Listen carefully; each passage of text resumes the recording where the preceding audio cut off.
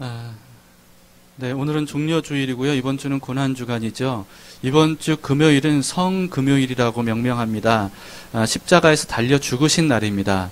그리고 그날은 유월절이었습니다. 유대인들의 하루는 저녁부터 시작된다는 사실을 제가 여러 번 말씀을 드렸습니다. 그래서 예수님께서 제자들과 함께 최후의 만찬을 하셨을 그때가 바로 유월절이 시작되던 저녁이었어요. 예수님은 제자들과 함께 이 유월절 만찬을 하셨죠. 이때가 최초의 성찬식입니다. 최후의 만찬이자 최초의 성찬식이었죠. 그런 후에 그 자리에서 예수님께서는 제자들의 발을 씻겨주기도 하셨습니다. 그러는 사이에 가룟 유다는 슬그머니 예수님을 팔기 위해서 먼저 나갔고요. 그리고 아무것도 몰랐던 제자들은 그런 상황에서도 누가 더 크냐라고 말다툼을 하기도 했었습니다. 근데 예수님께서 그러면서도 예수님께 아부하기 위해서 제자들이 앞다투어서 예수님을 위해서라면 제 목숨도 아끼지 않고 바치겠습니다 라고 하면서 충성 맹세를 하는 그런 밤이기도 했습니다. 근데 그때 예수님께서 베드로에게 의외의 말씀을 하셨죠. 새벽에 닭이 2번 울기 전에 네가 나를 3번 부인하게 될 것이다. 이런 말씀을 하셨습니다. 예수님께서는 그날 밤에 제자들에게 세계명도 말씀하셨고요. 서로 사랑하라라고 하는 세계명도 말씀하셨고, 내가 곧 길이요 진리요 생명이다 이 말씀도 하셨고요. 유명한 포도나무 비유도 그날 말씀을 하셨습니다. 이제 얼마 후면 예수님께서 십자가에서 죽으실 것이었기 때문에 예수님은 이날 밤에 정말 제자들에게 너무나도 많은 말씀들을 하셨습니다. 쏟아내셨어요. 그런데도 제자들은 당장 눈앞에 어떤 일이 있을지에 대해서 전혀 모르고 있었던 그런 상황이었습니다. 이렇게 최후의 만찬과 발을 씻으시는 이 마가요한 다락방에서의 일을 끝내신 다음에 밤 깊은 시간에 예수님은 제자들과 함께 밖으로 나가셨습니다. 그래서 제자들과 기도하러 자주 가셨던 감람산의 겟세마네라고 하는 곳으로 가셨습니다. 이곳은 가룟 유다도 잘 알고 있었던 곳이었어요. 그래서 제자들과 함께 자주 갔던 곳이라고 우리가 생각해 볼 수 있습니다. 예수님이 가셨던 곳이 겟세마네라고 말씀드렸는데요. 이 겟세마네의 뜻이 뭐냐 하면 기름을 짜는 틀이라고 하는 뜻입니다. 기름을 짜는 틀. 이것은 감람산에 있었는데요. 이 감람이 뭔지 아세요? 우리는 올리브라고 많이 알고 있죠. 올리브가 감람이거든요. 그런데 이 감람산이라고 이름 붙여진 이유가 뭐겠습니까? 이 산에 올리브가 굉장히 많이 열렸던가 봐요. 그래서 거기에 올리브 기름을 짜는 틀이 있었던 곳인 것 같습니다. 그래서 겟세마네라고 하는 이름이 지어진 거죠. 성경에서 올리브 기름은요, 거룩한 일에 쓰여지는 기름이었습니다.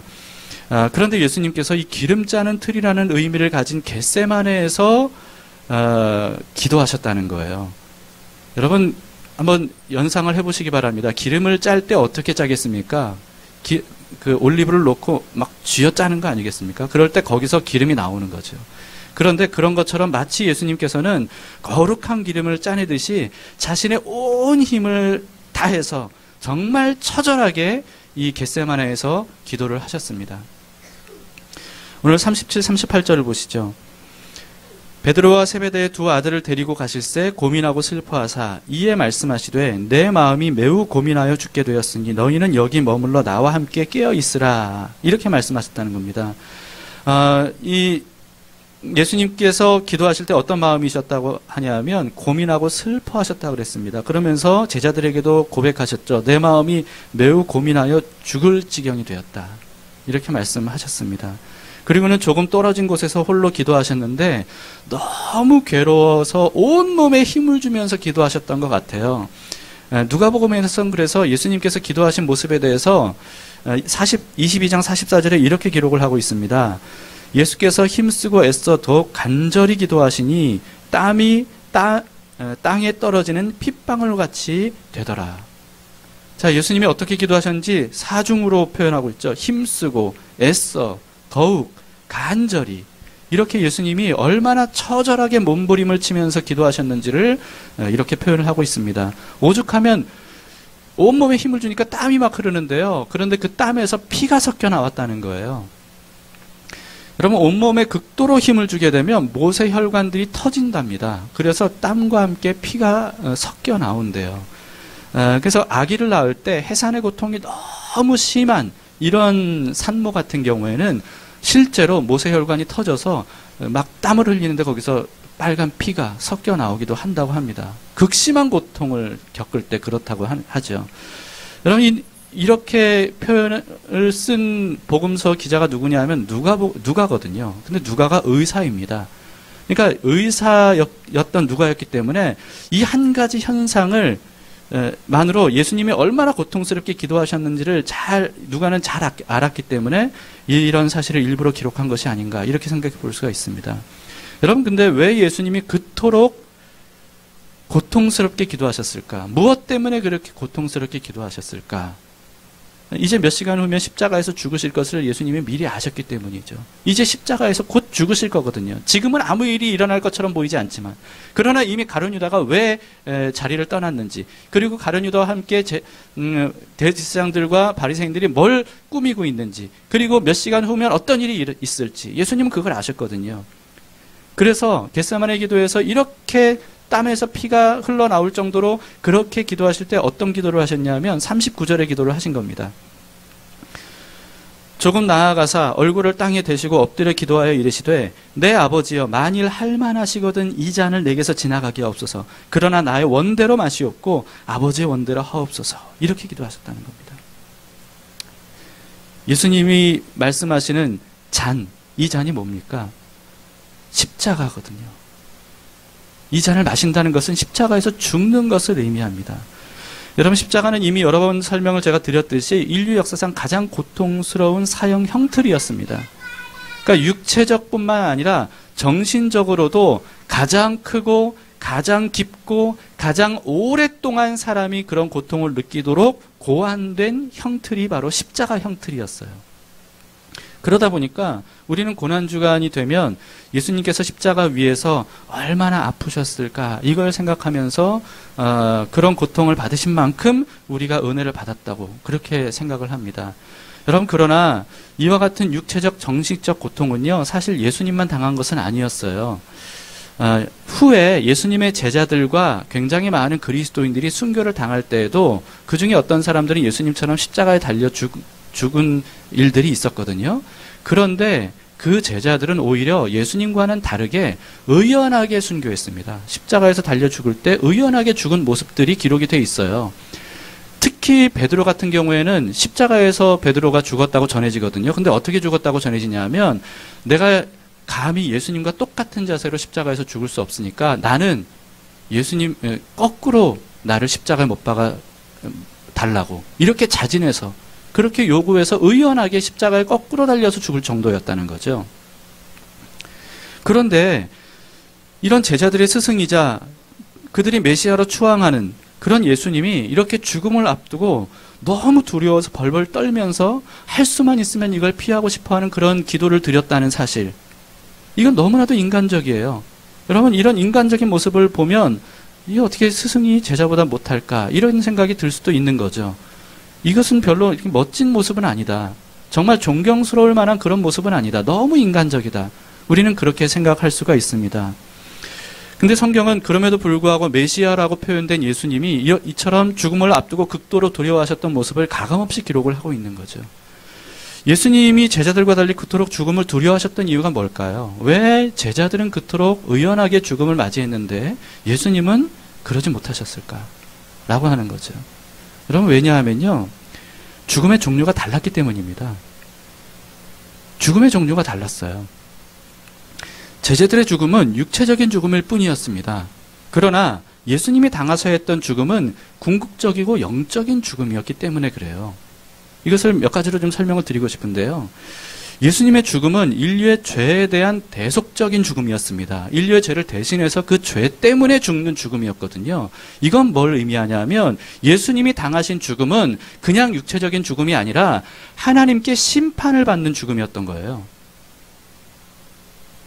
예수님이 두려워하셨던 것은 육체적인 정신적인 십자가에 달려서 이게 막 찔리고 고통스럽게 죽고 이걸 두려워하신 게 아니었습니다. 그게 아니라 그 죽음을 통해 결국은 하나님의 심판을 받는 것. 이것을 하나님이 너무너무 두려워하셨던 겁니다. 여러분, 하나님의 심판은 절대적인 절망의 재앙이에요. 소망의 가능성이 단 0.1%도 없는 궁극적인 재앙이 바로 하나님의 심판이죠. 이것은 누구나 두려워할 수밖에 없고 또 두려워하는 것이 마땅합니다. 반드시 두려워해야만 합니다.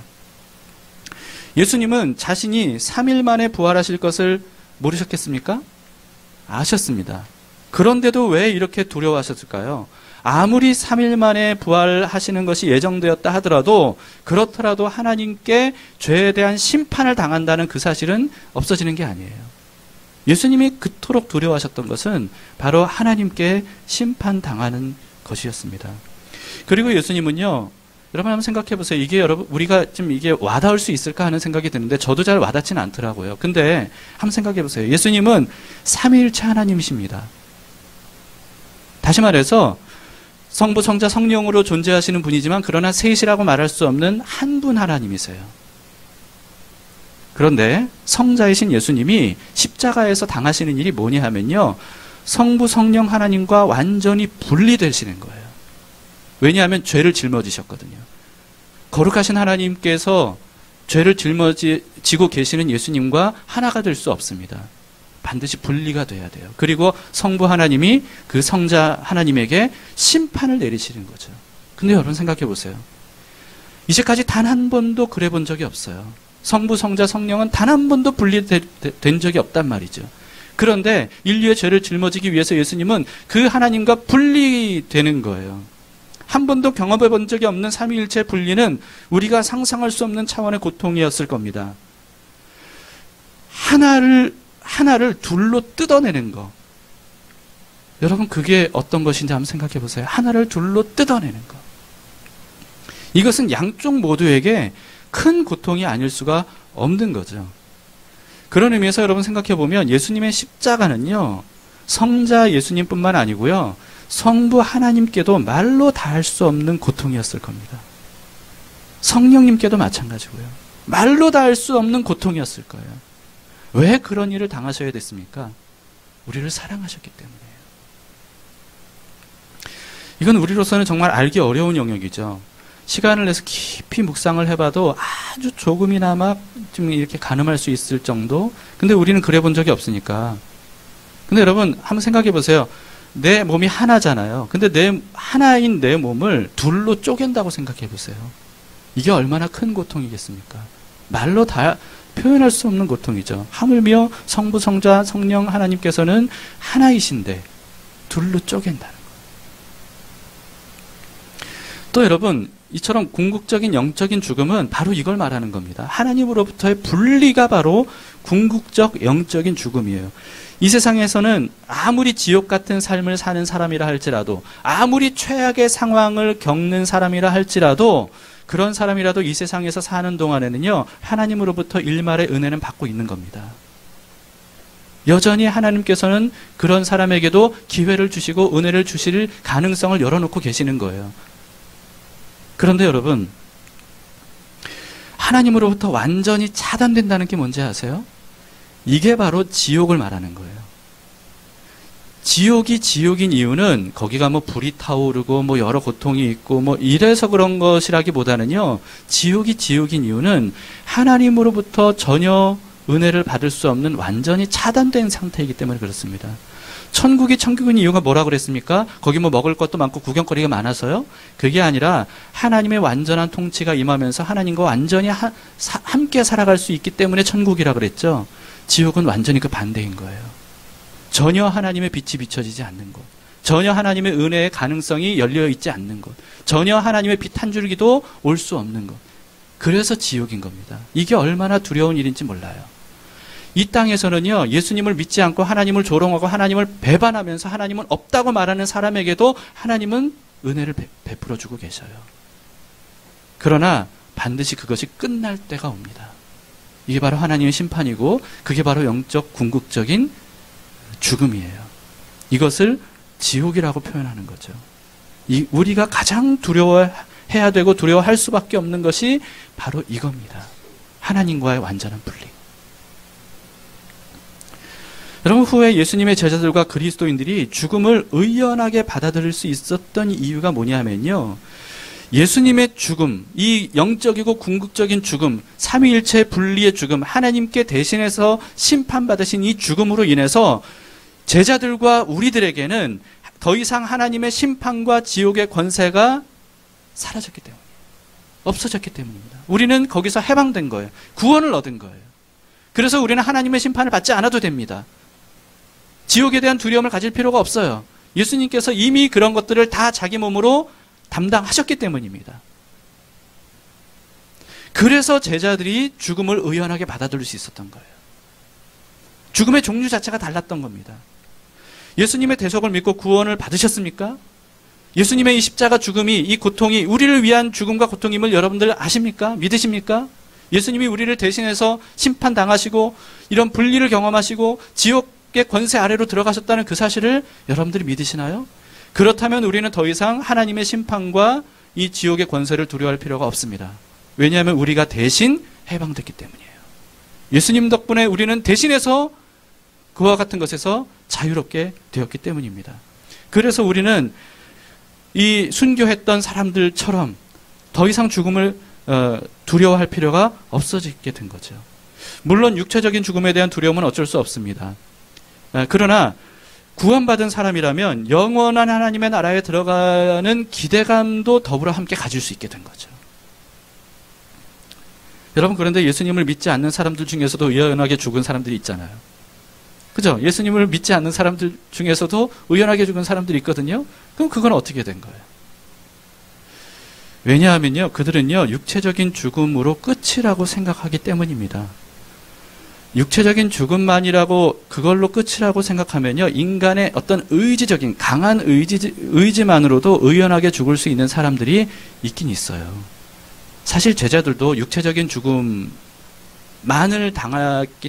당하는 것이라고 알았기 때문에, 그렇기 때문에 의연하게 죽을 수 있었던 것이잖아요. 근데 그게 아니라 아예 하나님의 심판, 지옥, 이런 거 없다. 그 죽으면 그냥 끝이다. 라고 생각하는 사람들은 자기 의지로 그 죽음을 의연하게 받아들일 수 있다는 거죠. 그러나 여러분, 그건 사실이 아니라는 겁니다. 육체적인 죽음이 끝이라고 아무리 자기가 믿어도 그건 사실이 아닌 거예요. 죽음이 끝이 아닙니다. 죽음 위에 하나님의 심판과 영원한 죽음이 반드시 있다는 거예요. 히브리서 9장 27절에 우리에게 말씀하죠. 한 번 죽는 것은 사람에게 정해진 것이요, 그 후에는 심판이 있으리니. 여러분, 만약에 육체적인 죽음이 끝이면요, 예수님 안 믿어도 돼요. 죽으면 끝이니까. 예수님 믿을 필요가 어디 있어요. 근데 우리가 왜 반드시 예수님의 이 대속적인 십자가를, 죽음을 우리의 믿음으로 받아들여야 됩니까? 왜냐하면 육체적인 죽음이 끝이 아니거든요. 그 이후에 반드시 하나님의 심판이 있거든요. 그 심판의 형벌이 있거든요. 그렇기 때문에 우리가 예수님을 반드시 믿어야만 되는 거죠. 그러나 그것을 믿지 않는 사람들은요, 의연하게 죽을 수 있을 겁니다. 그런데 이 사실을 알면서, 죽음 이후에 심판이 있을 것을 알면서, 형벌이 있을 것을 알면서 의연하게 죽을 수 있는 사람은 아무도 없습니다. 그 두려움은요, 아무도 피할 수 없는 원초적인 두려움이에요. 이 두려움을 이길 수 있는 사람은 아무도 없습니다. 예수님께서 겟세마네에서 그토록 두려움에 몸부림을 치시면서 땀에서 피가 흘러나올 정도로 그렇게 처절하게 기도하신 이유가 뭔지, 여러분, 우리가 이걸 깊이 묵상해 보셔야 됩니다. 예수님은 그토록 두려운 궁극적인 죽음을 인류가 그냥 당하도록, 자기 죄 때문에 당하도록 그렇게 내버려 둘 것인가, 아니면 그 죄를 자신이 대신 짊어지고 그 하나님의 심판과 분리를 자신이 당할 것인가, 이 둘 중에 하나를 반드시 선택해야 되는 그런 상황이었습니다. 그래서 주님께서는 그토록 고통스럽게 기도하셨던 거죠. 여러분, 예수님께서 이런 고통스럽게 겟세마네 기도를 하시면서 그 이후에 십자가 죽음을 당하신 것은요, 이건 어쩔 수 없는 일이 아니었어요. 무슨 뜻이냐면요, 예수님은 얼마든지 피할 수 있었다는 겁니다. 이런 겟세마네 기도 같은 거 안 하셔도 됐고요. 그리고 십자가 이런 거 안 하셔도 됐어요. 예수님을 체포하러 오는 사람들 예수님께서 그때 말씀하셨던 것처럼 천군 천사를 불러서 한꺼번에 그들을 멸하실 수도 있었어요. 그러나 예수님께서는 그렇게 하지 않으셨다는 거죠. 왜죠? 우리를 너무나 사랑하셨기 때문입니다. 사랑 말고는 설명될 수 없어요. 사랑 말고는 어떤 동기가 있을 수가 없습니다. 다른 동기로는 이 정도까지 할 필요가 없는 거예요. 그러나 우리가 예수님께서 이렇게 대속하지 않으시면 우리 모두가 구원의 일말의 가능성도 없이 하나님의 심판 아래에 놓일 수밖에 없고 영원한 형벌을 당할 수밖에 없는 죄인들이기 때문에 그것을 참아두고 볼 수가 없는 거죠. 이것이 사랑입니다. 여러분, 예수님께서 행하신 모든 것들은 다 사랑이었어요. 너무나도 사랑하신 그 마음이죠. 근데 여러분, 그 좀 의아한 모습을 우리는 다음에 좀 볼 수가 있는데요. 예수님이 그토록 우리를 사랑하셨다면 왜 이렇게 기도하셨을까? 39절을 다시 보시면, 내 아버지여, 만일 할만하시거든 이 잔을 내게서 지나가게 하옵소서. 이렇게 기도하셨어요. 그러나 나의 원대로 마시옵고 아버지의 원대로 하옵소서. 예수님께서 이렇게 기도하신 겁니다. 자, 여러분, 예수님의 이 기도만을 보면 예수님께서 말씀하신 나의 원대로, 그리고 또 아버지의 원대로, 이게 다르다는 거예요. 예수님이 원하신 것과 성부 하나님이 원하신 게 다르기 때문에 이런 기도한 거 아니겠습니까? 그러면 무슨 뜻입니까? 예수님께서 원하신 건 뭐예요? 할 수만 있다면 십자가를 피하는 거였습니다. 성부 하나님이 원하시는 것은 예수님이 십자가를 지시는 거였어요. 그러니까 이렇게 기도하시는 거죠. 근데 이렇게 생각해 보면 예수님이 그러면 인류를 사랑하시지 않으셨다는 말인가? 우리는 그렇게 생각할 수 있습니다. 근데 여러분, 한 번 더 깊이 생각해 보면 완전히 그 반대입니다. 이건 뭘 의미하냐면요, 오히려 예수님이 인간을 너무나 사랑하셔서 인간과 100% 똑같이 되셨다는 것을 의미하는 거예요. 예수님은 하나님의 아들이자 하나님이셨지만 인류를 구원하시기 위해서 완전히 인간이 되셨음을 이 기도를 통해서 우리는 알 수가 있습니다. 그 사실을 성경에서 너무나도 많이 발견할 수 있는데요. 예수님은 인간과 똑같이 되셔서 아기 시절부터 성장을 겪으셔야 했습니다. 인간처럼 똑같이 먹어야 됐고 마셔야 됐고 자야 됐고 배설해야만 됐습니다. 예수님도 똑같이 인간과 똑같이 배고픔을 느끼셨고 목마름을 느끼셨고 피곤함을 느끼셨어요. 통증도 인간과 똑같이 느끼셨고 그래서 십자가의 통증도 예수님은 고스란히 다 당하셨죠. 그리고 수치심도 인간과 똑같이 느끼셨습니다. 그래서 십자가 위에서 완전히 벌거벗겨진 상태에서 수많은 사람들의 조롱을 받으신 것은 예수님께서 굉장한 수치심으로 느끼셨을 거예요. 그건 무슨 의미냐면 예수님이 100% 인간이 되셨음을 알 수 있는 대목입니다. 그래서 예수님께서 이렇게 말씀하셨거든요. 지난주 설교 본문이었는데 24장 36절에 이렇게 말씀하셨습니다. 그러나 그날과 그때는 아무도 모르나니 하늘의 천사들도 그리고 누구도 몰라요? 아들도 모르고 오직 아버지만 아시느니라. 여러분, 예수님은 하나님이시잖아요. 하나님의 아들이시잖아요. 그런데 아들도 모른대요. 이건 무슨 뜻일까요? 예수님이 전지하신 하나님이시지만 인간으로 오셨다는 것은 자신의 전지함을 버리셨다는 거예요. 전능하신 하나님이지만 그러나 자신의 전능하심을 인간을 위해 버리셨다는 거예요. 우리와 완전히 똑같아지셨다는 겁니다. 여러분, 근데 성경에는 예수님께서 신적인 능력으로 놀라운 기적들을 행하신 일들이 나오잖아요.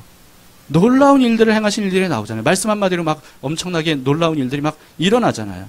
그런데 예수님께서 그런 능력들은 자신이 한 게 아니라고 굉장히 자주 말씀하셨어요. 그 중에 굉장히 많은 구절들이 있는데 그 중에 몇 가지 한 절로 좀 설명하기 쉬운 구절들을 좀 선택을 해보자면 요한복음 12장 49절에 이렇게 말씀하셨습니다.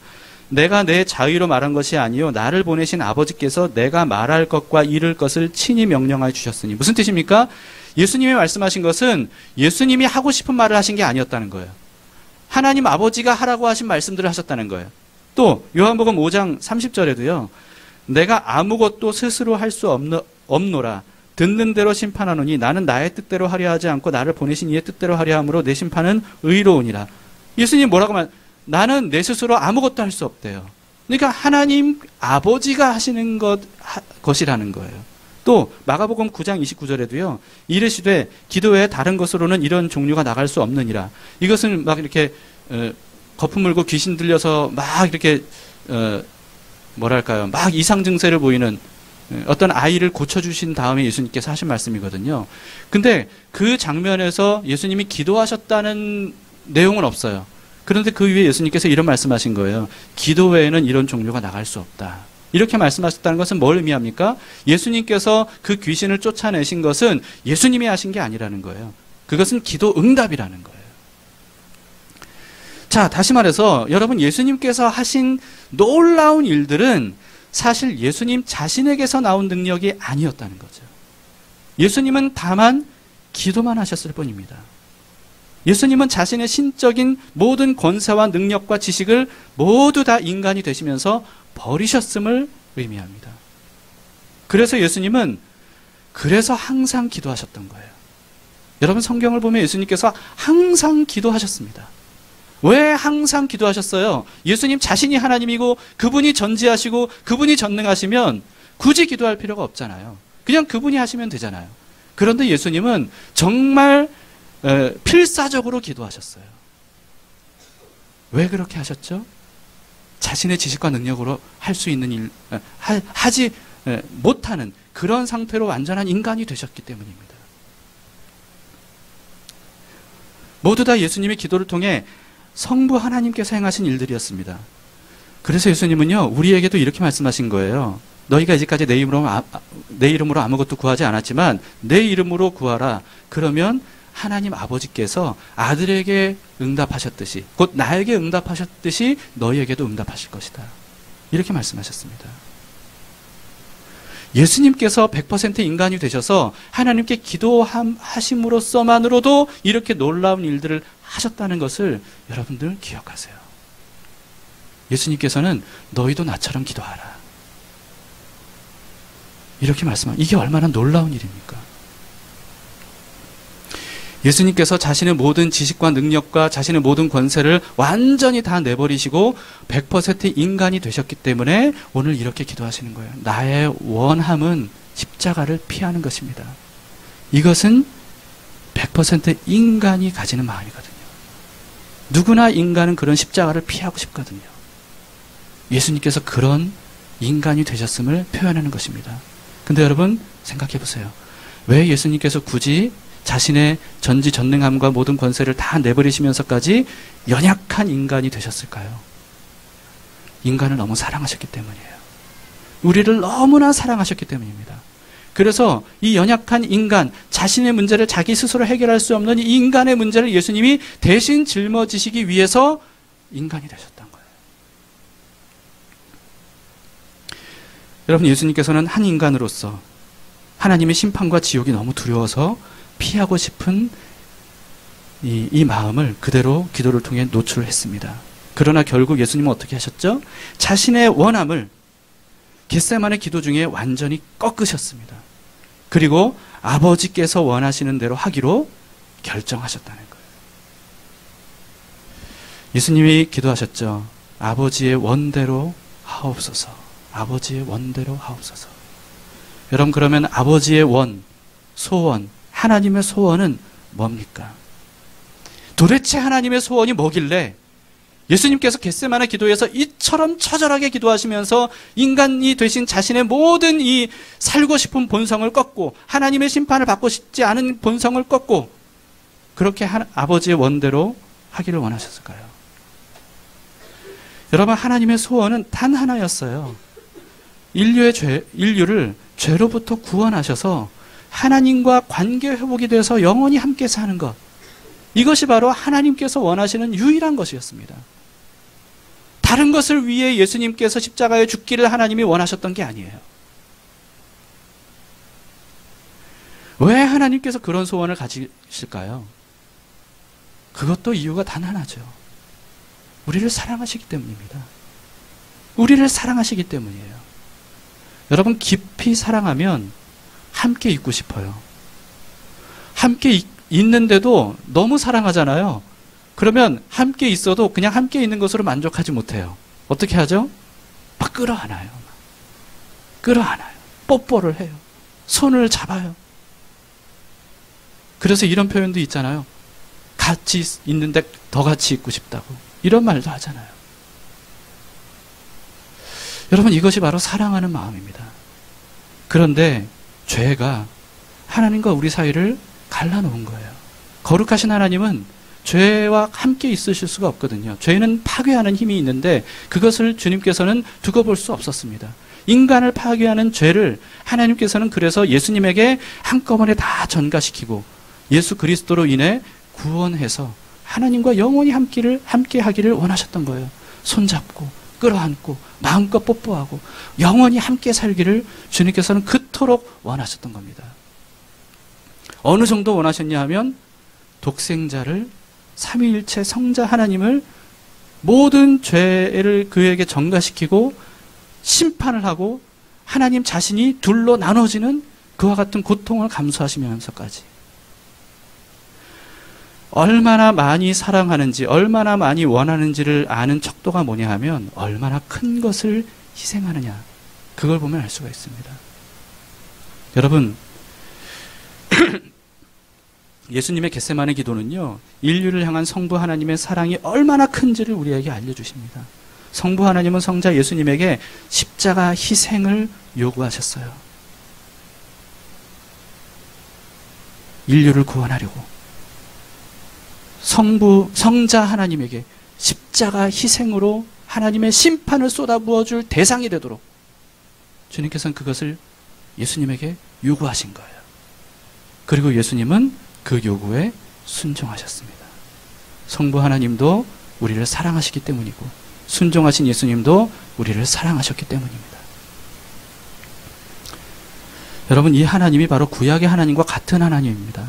어떤 사람들은 구약의 하나님은 무서운 하나님, 신약의 하나님은 자비로운 하나님, 그래서 구약의 하나님은 별로 싫고 신약의 하나님은 좋다, 이렇게 하나님을 다르게 봅니다. 여러분, 그러나 같은 분입니다. 구약 성경을 통해서 하나님의 사랑을 보지 못한 사람을 성경을 제대로 보지 못한 사람이거나 아니면 성경을 아예 안 본 사람이에요. 구약 성경을 정말 눈뜨고 보세요. 제대로 한번 보세요. 하나님의 마음을 느껴보면서 보세요. 얼마나 구구절절하게 하나님의 그 사랑이 깊이 표현되어 있는지 모릅니다.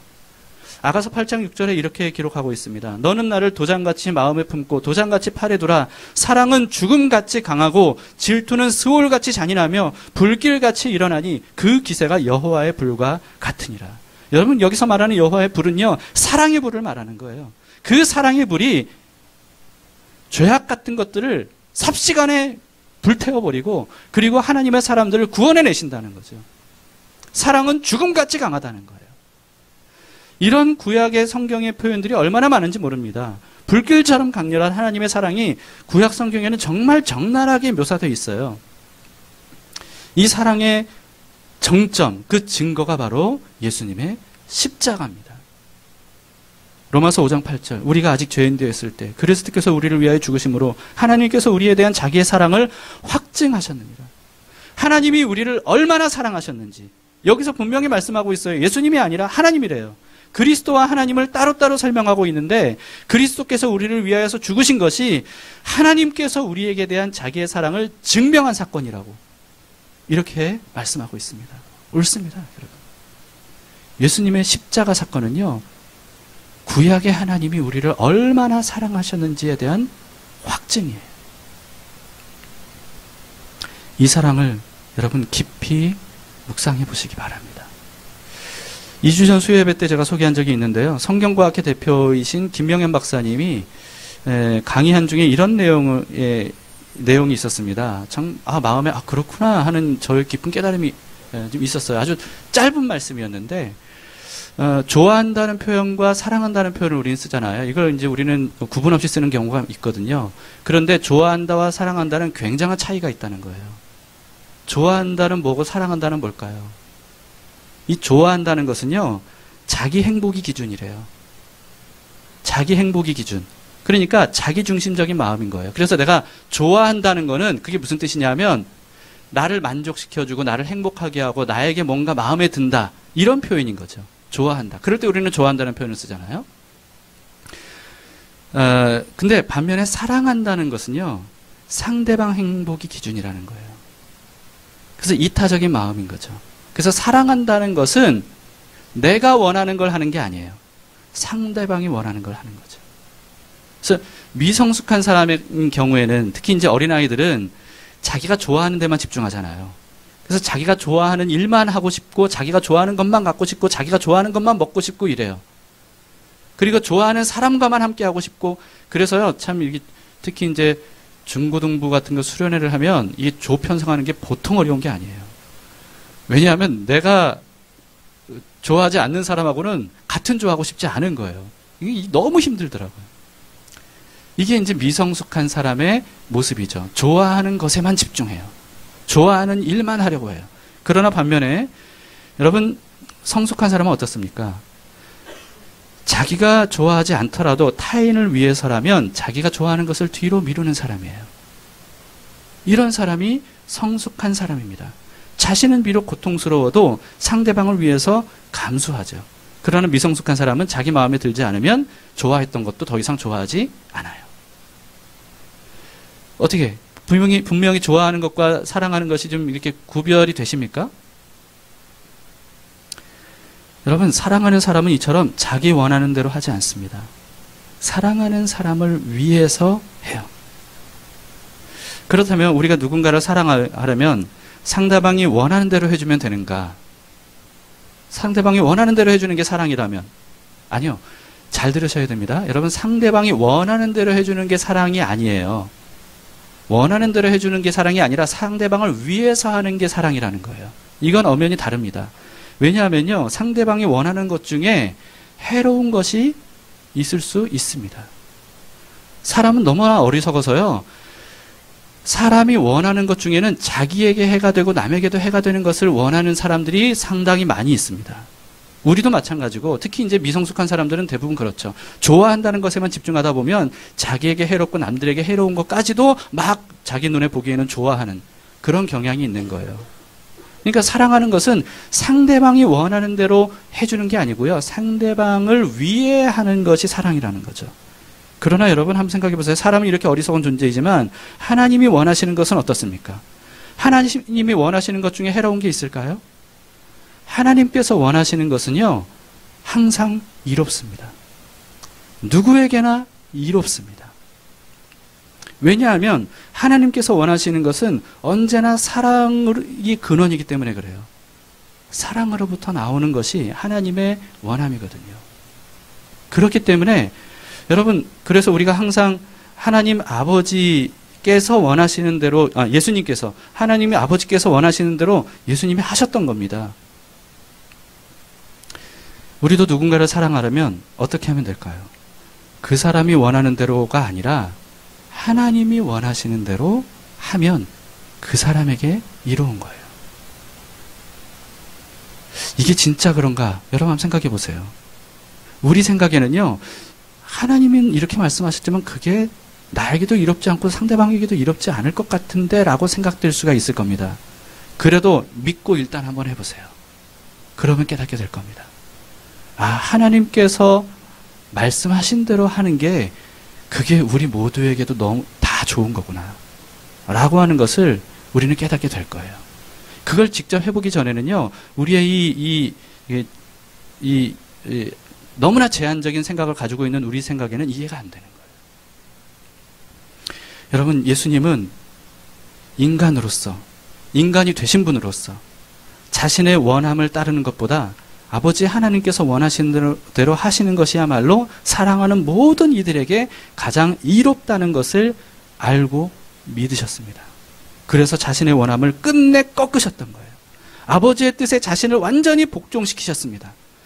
여러분 그 덕분에 모두에게 이로운 일이 일어났어요. 그게 뭐죠? 구원의 길이 활짝 열린 거예요. 예수님의 십자가, 다시 말해서 자신의 뜻을 꺾고 아버지의 원대로 했던 그 결과 구원의 길이 활짝 열려서 누구든지 그 이름을 믿으면 구원을 얻을 수 있는 그런 이로운 일이 일어나게 된 거죠. 여러분 하나님과 예수님의 사랑에 우리가 무한 감사해야 될 이유가 바로 여기에 있습니다. 이 한 주간을 지나면서 이 예수님께서 행하신 놀라운 일들을 여러분 한번 생각해 보세요. 깊이 묵상해 보시기 바랍니다. 예수님의 고난과 죽음은 어쩔 수 없는 외부적 상황에 의한 게 아니었습니다. 우리를 너무 사랑하시기 때문에 스스로 선택하셨던 거예요. 요한복음 10장 14, 15절에 나는 선한 목자라 나는 내 양을 알고 양도 나를 아는 것이 아버지께서 나를 아시고 내가 아버지를 아는 것 같으니 나는 양을 위하여 목숨을 버리노라. 예수님이 스스로 목숨을 버리신다는 거예요. 양을 위해서. 이어서 18절에도요. 이는 내게서 빼앗는 자가 있는 것이 아니라 내가 스스로 버리노라. 나는 버릴 권세도 있고 다시 얻을 권세도 있으니 이 계명은 내 아버지에게서 받았노라 하시니라. 여러분 이렇게 예수님께서 십자가에 달려 죽으신 것은요. 겟세마네 기도 결과 스스로 버리신 것이지 어쩔 수 없는 공권력에 의해서 그 당시 유대인들의 어떤 공권력에 의해서 예수님이 어쩔 수 없이 십자가에서 죽임을 당하신 게 아니었다는 거예요. 이런 의미에서 여러분 십자가는 예수님의 스스로의 선택이었습니다. 이걸 기억하세요. 어떤 사람들은요. 막 자기가 미워하는 사람이 있으면 저 사람이 내 십자가라고 이렇게 표현을 해요. 왜냐하면 자기를 괴롭히니까 십자가라고 표현. 근데 그건 여러분 성경적인 십자가의 의미가 아닙니다. 성경적인 십자가의 의미는 뭡니까? 사랑하기 때문에 스스로 선택하는 고통. 이것이 바로 십자가의 의미예요. 본인이 스스로 그걸 감내하고 선택하지 않으면서 그걸 십자가라고 함부로 입에 올리지 마세요. 그건 십자가가 아니에요. 십자가는 내가 사랑하기 때문에 선택하는 게 십자가예요. 예수님은 그러셨습니다. 겟세마네 동산에서 자기 뜻을 꺾고 하나님 아버지의 원대로 하기로 선택하셨던 겁니다. 우리는 그 사랑을 받은 사람입니다. 이게 바로 가장 큰 사랑이에요.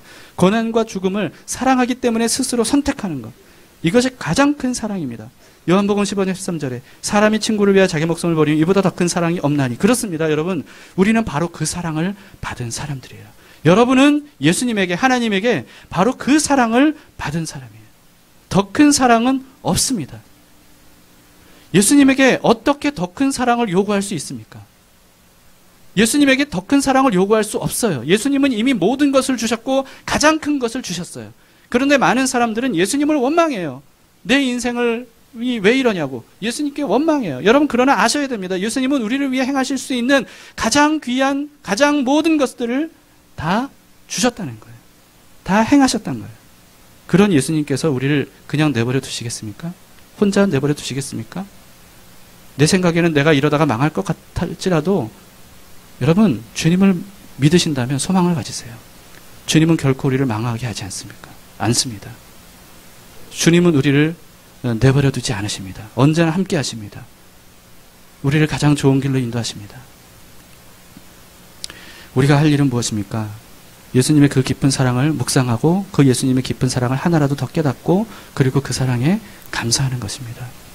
이 한 주간 우리가 고난 주간을 생각해 보시면서 사랑하는 사람을 위해 고난을 선택하는 그런 사랑을 우리가 연습해 보면 어떨까 하는 생각이 듭니다. 그럴 때 우리는 비로소 예수님의 크신 사랑을 가슴 깊이 느끼게 되리라 믿습니다.